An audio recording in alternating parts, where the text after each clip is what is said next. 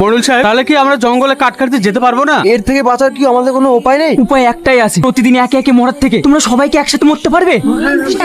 একসঙ্গে মরবো মানে? আমরা সবাই মিলে জঙ্গলটাকে ঘেরাও করে দেখবো ওখানে এমন কি আছে যে প্রতিদিন গ্রামের একটা করে মানুষকে মরতে হচ্ছে। তোমরা সবাই প্রস্তুত হও, আমরা কালকে জঙ্গলে হানা দেবো। কি ব্যাপার তুই না, তুমি আমাকে পার্কে ঘুরতে যাওয়ার নাম করে জঙ্গলে নিয়ে আসলে কেন? আজ তোমাকে একটা সারপ্রাইজ দেবো বলে জঙ্গলে নিয়ে এসেছি। তার আগে তুমি চোখটা বন্ধ করো। এই না, বন্ধ করলাম। আবার একটা চাঞ্চল্যকর ঘটনা, জঙ্গল থেকে উদ্ধার হলো আবার একটি স্টুডেন্টের মৃতদেহ। এই নিয়ে আর কলেজে 15টি স্টুডেন্টের মৃত্যু হলো। এর পিছনে কে বা কারা আছে সেটি এখনো জানা যায়নি। আচ্ছা রিয়া, সূর্যর মতো ছেলের সাথে এইরকম ভাবে ভাবা যায়? আমার তো এই কলেজে পড়াশোনা করতেই ভয় লাগছে। আচ্ছা রিয়া, এই কলেজে কোনো আত্মা টাত্তা নাই তো? এই তোমরা তো সবাই এক জায়গাতেই আছো, চলো আজকে পার্টি করবো। ওর কি সবসময় মনে রং লেগেই থাকে নাকি? এমনিতে একটা বন্ধুর জন্য টেনশনে মরছি আর চলে এসেছে পার্টি মারাতে। সারা এখান থেকে। এই কি এমন খারাপ কথা বললো? যোগ গরম দেখাচ্ছিস? হ্যাঁ, ওকে কিছু বলে তোর তো গায়ে লাগবে। চত্ব সব। খুব সুন্দর না জায়গাটা? কি হলো, তোমার মুড অফ হয়ে গেল যে? সুমনের মা ফোন করেছিল, ওকে নাকি কাল রাতে থেকে খুঁজে পাওয়া যাচ্ছে না। সুমনকে খুঁজে পাওয়া যাচ্ছে না?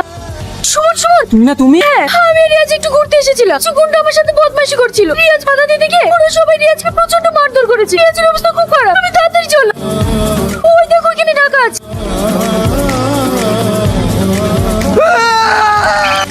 কি ভাবছো? না না কিছু না, চলো। কি? ঠিক আছে ঠিক আছে, আমি এক্ষুনি আসছি। তুই না, আব্বা খুব অসুস্থ, আমাকে এক্ষুনি একবার গ্রামে যেতে হবে। মা, আব্বা কেমন আছে? আগের থেকে এখন একটু ভালো আছে।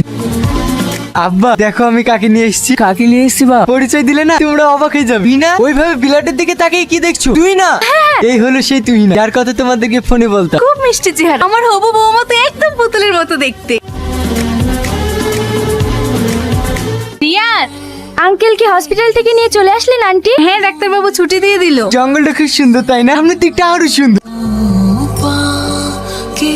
তুই না গাছটার দিকে তাই কি ভাবছো? জানো এই গাছটার একটা ইতিহাস আছে। আজ থেকে 12 বছর আগে এই জঙ্গলে রাক্ষস থাকতো। তোমরা সবাই শোনো, প্রত্যেকটা জায়গা তন্ন তন্ন করে খুঁজবে। বাঁচাও বাঁচাও। আওয়াজটা কোন দিক থেকে আসছে? মোড়ল সাহেব, এই দিক থেকে। তাড়াতাড়ি চলো সবাই। এই, ছাড়ো, ছাড়, এই, ছাড়। ফিরে ফেলো ওদেরকে, যেন পালিয়ে যেতে না পারে।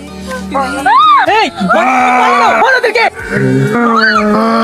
সাহেব, 5 জনকে খুঁজে পেলাম না, জঙ্গলের মধ্যে খুঁজে যেন হারিয়ে গেল। পালিয়ে যাবে কোথায়? আগে এদের ব্যবস্থা করি, কাল যেভাবে হোক ওদেরকে খুঁজে বের করে শেষ করে দেব। এই কিছু জ্বালানি করিয়ে নিয়ে আয়, জ্যান্ত পুড়িয়ে মারবো এদের।